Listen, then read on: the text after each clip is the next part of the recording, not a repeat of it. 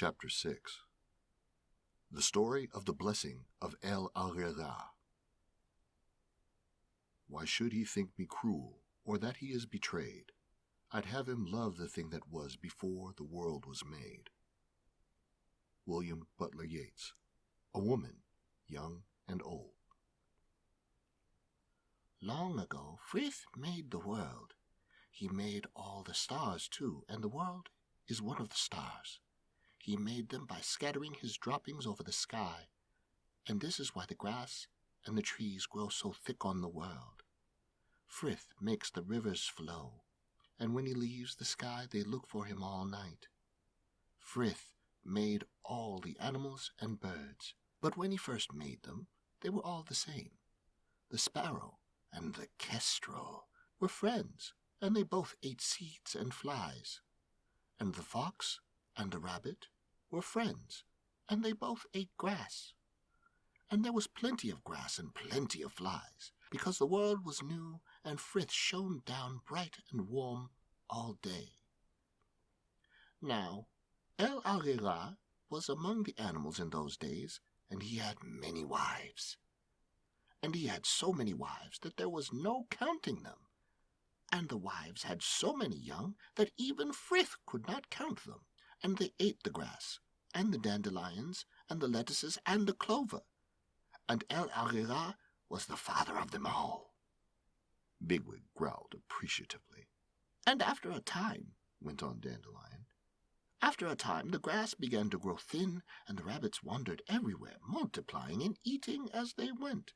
Then Frith said to EL-ARIRAH, Prince Rabbit, if you cannot control your people, I shall find ways to control them.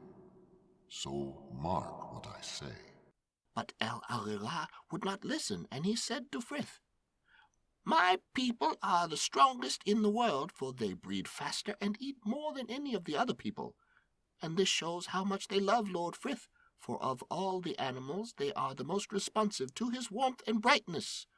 You must realize, my lord, how important they are, and not hinder them in their beautiful lives. Frith could have killed EL-ARIRAH at once, but he had a mind to keep him in the world, because he needed him to sport and jest and play tricks.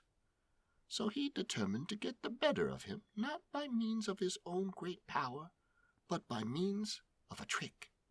He gave out that he would hold a great meeting, and at that meeting he would give a present to every animal and bird, to make each one different from the rest.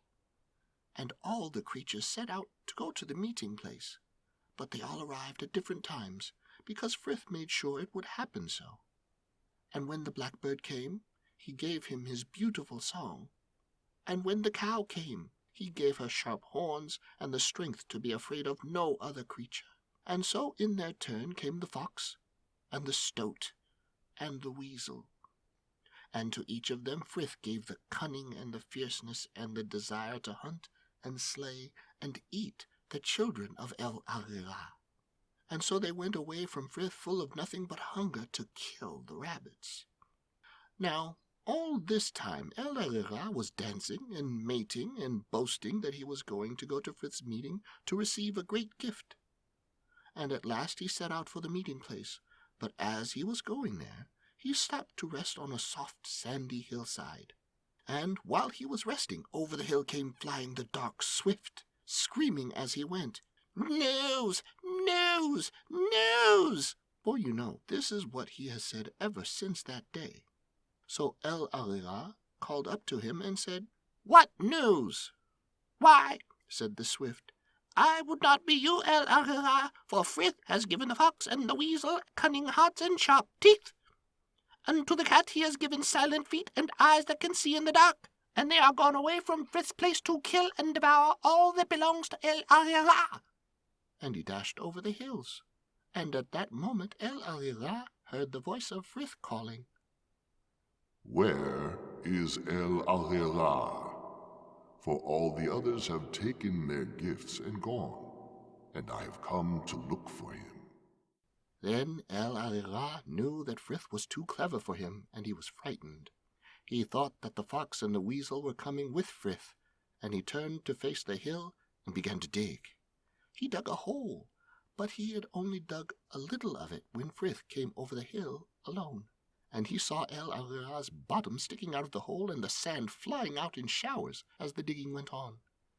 When he saw that, he called out, "My friend, have you seen EL-ARIRAH? For I am looking for him to give him my gift." "No," answered EL-ARIRAH, without coming out. "I have not seen him. He is far away. He could not come." So Frith said, "Then come out of that hole, and I will bless you instead of him." "No, I cannot," said EL-ARIRAH. "I'm busy.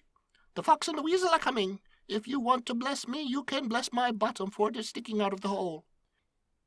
All of the rabbits had heard the story before, on winter nights, when the cold draft moved down the warren passages, and the icy wet lay in the pits of the runs below their burrows, and on summer evenings, in the grass under the red may and the sweet carrion-scented elder bloom.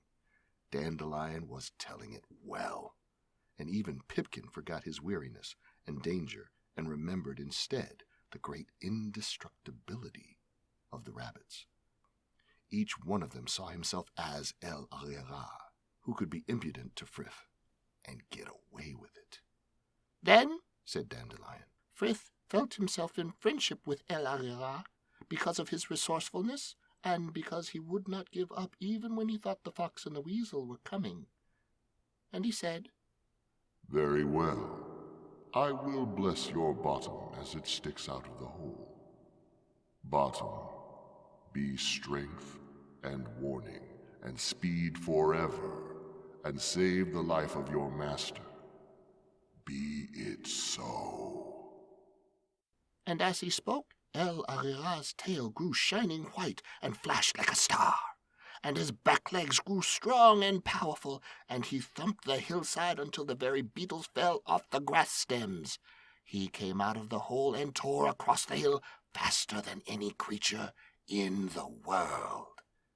And Frith called after him, "EL-ARIRAH, your people cannot rule the world, for I will not have it so.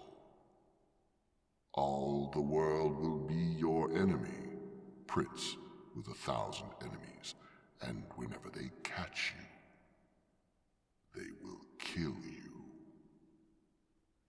But first they must catch you, digger, listener, runner, prince with the swift warning. Be cunning and full of tricks, and your people shall never be destroyed." And EL-ARIRAH knew then that although he would not be mocked, yet Frith was his friend. And every evening, when Frith has done his day's work and lies calm and easy in the red sky, EL-ARIRAH and his children and his children's children come out of their holes and feed and play in his sight, for they are his friends, and he has promised them that they can never be destroyed.